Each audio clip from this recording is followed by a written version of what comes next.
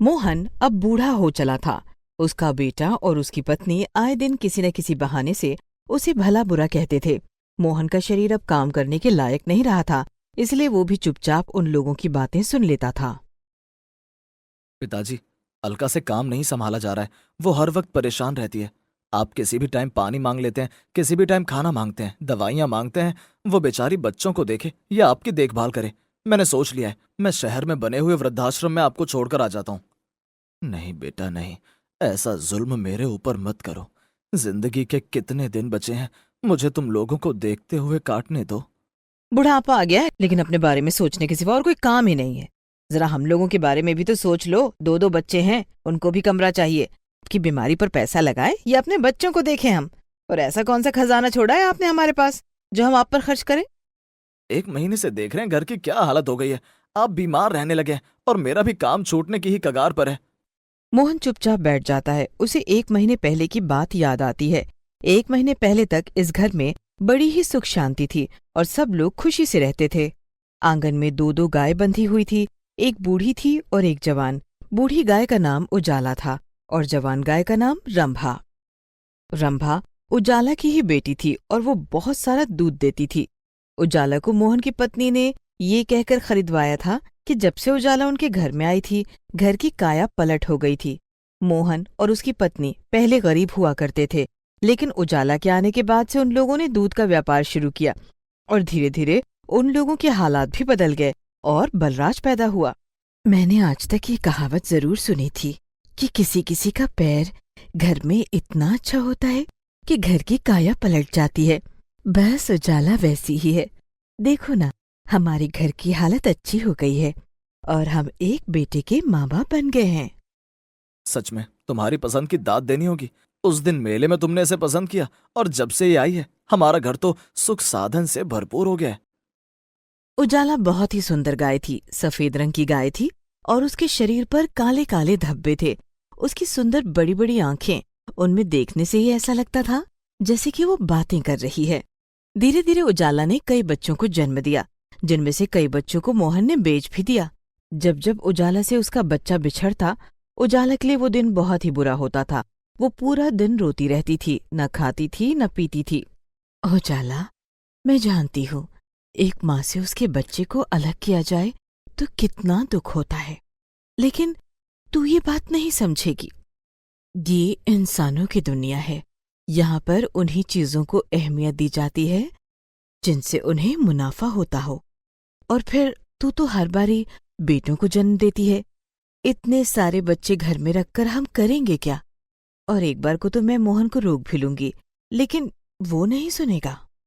उजाला बस अपनी मासूम आंखों से मोहन की पत्नी की तरफ देखती है तो मोहन की पत्नी उसके माथे को सहलाती है और उसे गले से लगाकर रोने लगती है। मोहन की पत्नी के प्यार के कारण ही उजाला कभी भी ज्यादा दिन तक उदास नहीं रह पाती थी। फिर वो बहुत दूध देती थी, जिसे बेचकर वो लोग पैसे कमाते और धीरे धीरे उनके घर की हालत अच्छे होते गए। बेटा भी बड़ा हो गया और उसकी शादी अलका से कर दी गई। सुनो, अब तुम्हारी बूढ़ी हड्डियों में इतनी जान नहीं रही है कि तुम दो गाय को संभाल सको। मैं सोच रहा हूँ कि उजाला को बेच देता हूँ। नहीं नहीं, तुम ऐसा बिल्कुल भी मत करना।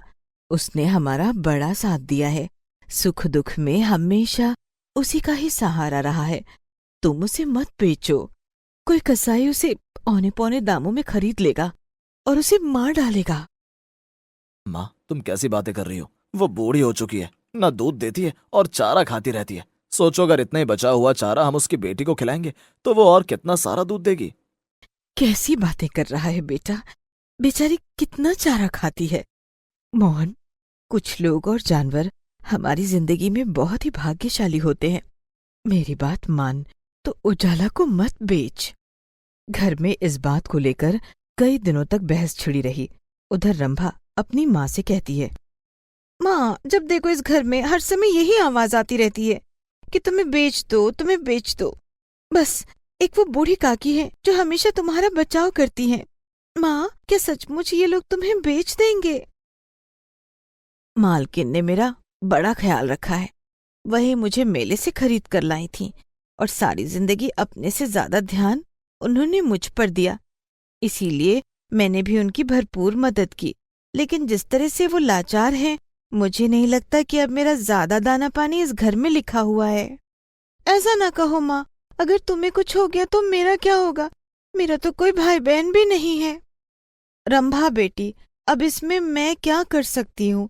अगर इन लोगों ने ठान लिया कि मुझे कसाई को देना है तो वो लोग देकर ही रहेंगे, पर तू घबरा नहीं, यही नियति का नियम होता है। तो क्या माँ, जब मैं बूढ़ी हो जाऊंगी और दूध नहीं दूंगी तब ये लोग मुझे भी इस तरह मरवा देंगे? अगर ऐसा है तो मैं अब इन लोगों को दूध नहीं दूंगी। ऐसा मत कहो रंभा, अभी मालकिन बीमार है, उसे तुम्हारी जरूरत है। मुझे माफ करना माँ, लेकिन अगर किसी ने मेरी माँ के साथ ऐसा किया तो मैं भी किसी की परवाह नहीं करूंगी और तभी दूध देना बंद कर दूंगी। तभी बलराज अपने साथ एक आदमी को लेकर वहां आता है जो बूढ़ी गायों को अपने गौशाला में रखता था, और सभी लोग दान दक्षिणा देने के लिए गौशाला में आते थे और वही उनकी कमाई का जरिया था। वो उजाला की पीठ पर हाथ फेरता है। मुझे लगता है तुम लोगों ने इस गाय को ज्यादा खिलाया पिलाया नहीं है। मैं इसके ज्यादा पैसे नहीं दे पाऊंगा। मोटी ताजी होती तब भी मैं सोचता, ना ये दूध देती है और ना ये मोटी ताजी है। मैं इसके केवल तुम लोगों को 8,000 रुपए दूंगा। हाँ हाँ बिल्कुल ठीक है, 8,000 तो बहुत होते हैं। ले जाओ तुम इसे खोलकर यहाँ से, अभी ले जाओ इसे। तभी कमरे से निकलकर मोहन की पत्नी उजाला को गले लगाकर रोने लगती है। ये क्या कर रही है? तुझे पता तो है कि वो बूढ़ी हो चुकी है। मोहन की पत्नी उजाला को कसकर पकड़ लेती है और आदमी उसे रस्सी से बांधकर खींचने लगता है। रंभा भी अपने माँ को जाते हुए देखकर अपने खूंटे को तोड़ने की कोशिश करती है। मोहन की पत्नी, रंभा और उजाला रो रहे थे, लेकिन बलराज और उसकी पत्नी पर इसका कोई असर नहीं था और मोहन भी चुपचाप खड़ा हुआ था। फिर वो आदमी उजाला को खींचते हुए घर से ले जाता है और जैसे ही उजाला घर से बाहर कदम रखती है, मोहन की पत्नी अपने प्राण त्याग देती है। घर में मातम छा जाता है। कई दिनों तक सब लोग मोहन की पत्नी के जाने का अफसोस करते हैं। रंभा ने दूध देना बिल्कुल बंद कर दिया था। वो हर समय गुमसुम हुई रोती रहती थी, खाना पीना भी छोड़ दिया था। एक दिन, अरे मेरी बात मानो, इस रंभा को बेचकर हम कोई दूसरी गाय ले आते हैं। इसने तो उस दिन से दूध ही देना बंद कर दिया है जब से हमने इसकी माँ को घर से निकाला है। हाँ, तुम बिल्कुल सही कह रही हो। काम धंधा भी चौपट हो गया है। हम नई गाय ले लेंगे। उधर उजाला जैसे ही गौशाला उस आदमी के यहाँ पहुंची, उसकी पत्नी को अपना खोया हुआ हार मिल गया। वो बहुत खुश थी। मानो ना मानो, लेकिन मैं कहती हूँ ये गाय बहुत भाग्यशाली है। देखो कितने महीनों से खोया हुआ हार मिल गया आज। क्या तुम सच कह रही हो? फिर तो ये गाय बहुत ही भाग्यशाली है। और उधर आदमी की पत्नी उजाला का ख्याल रखने लगी। उजाला मोटी ताजी हो गई और उधर उस आदमी के घर और गौशाला में धीरे धीरे बरकत होने लगी। लोग अब बहुत ज्यादा दान दक्षिणा करने लगे थे। तभी बलराज उस आदमी के पास रंभा को बेचने की बात करने के लिए आता है। अरे, ये तो उजला है ना? ये तो बहुत ही अच्छी लग रही है। मेरी पत्नी का मानना है कि जब से ये आई है हमारे घर में बहुत बरकत है, वहीं इसका बहुत ध्यान रखती है। पर आप बताओ, आप किस लिए आए हो? बलराज ने इधर उधर देखा। उसने आदमी की गौशाला को पहले भी देखा था और आज देखकर तो वो हैरान रह गया। फिर उसे अपनी माँ की बात समझ में आई कि उजाला घर के लिए भाग्यशाली है। जहाँ वो रंभा का सौदा करने के लिए आया था, अपनी बात से पलटकर वो आदमी से कहता है, अब मैं तुम्हें क्या बताऊं, जब ये गाय घर से निकली है मेरी माँ तभी मर गई। लेकिन मरने से पहले उसने मुझसे कहा कि गाय को वापस लेकर आ जाओ। पहले मैंने सोचा कि माँ मर चुकी है, अब गाय लेकर क्या करूंगा। लेकिन वो रोज सपने में आकर कहती है, तुम जो बोलो मैं इसकी कीमत देने के लिए तैयार हूँ, लेकिन मेरी माँ की खातिर इस गाय को मुझे दे दो। आदमी की पत्नी बहुत मना करती है, लेकिन वो आदमी पैसों के लालच में उजाला को वापस बलराज को दे देता है। उधर रंभा अपनी माँ को वापस आए देखकर बहुत खुश होती है। ये क्या, तुम इस बूढ़ी गाय को फिर से वापस ले आए?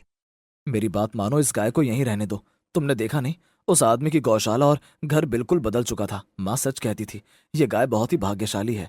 और जब मोहन को ये पता चलता है कि गाय वापस आ गई है, वो जाकर उसे गले लगाकर रोने लगता है। मुझे माफ कर दो, तुम्हें बेचने की बात सबसे पहले मैंने ही उठाई थी और उसका खामियाजा भी मैंने भुगत लिया। मुझे माफ कर दो उजला, मुझे माफ कर दो। सब लोग अंदर चले जाते हैं। तब रंभा अपनी माँ से कहती है, माँ तू वापस आ गई?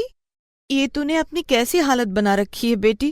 क्या मेरे जाने के बाद इन लोगों ने तुझे खाने के लिए कुछ नहीं दिया? नहीं माँ, उसके बाद मेरा मन ही नहीं किया कुछ खाने पीने का। उसी शाम मोहन को एक खत मिलता है जिसमें उसकी कोई पुरानी जमीन का केस जिसे वो भूल चुका था वो जीत चुका था और वो जमीन उसकी हो गई थी। ये सुनते ही बलराज, अलका खुश हो जाते हैं और मोहन से माफी मांगते हैं अपने बुरे बर्ताव के लिए। ये सब कुछ उजला की वजह से ही हुआ है। इन लोगों ने मेरी कीमत समझ ली, जैसे उजला के जाने के बाद मैंने उजला की समझी। पता नहीं, लोग कहते हैं मैं भाग्यशाली हूँ, लेकिन मुझे बहुत दुख है। इस घर में अब मुझे प्यार करने वाली मालकिन नहीं है। सचमुच में इंसान हो या जानवर, बूढ़ा होने के बाद उसकी कोई कदर नहीं होती है।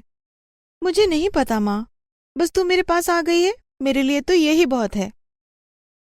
अब सारा परिवार फिर से धीरे धीरे ठीक होने लगा था, लेकिन अब मोहन उजाला का बहुत ध्यान रखता था।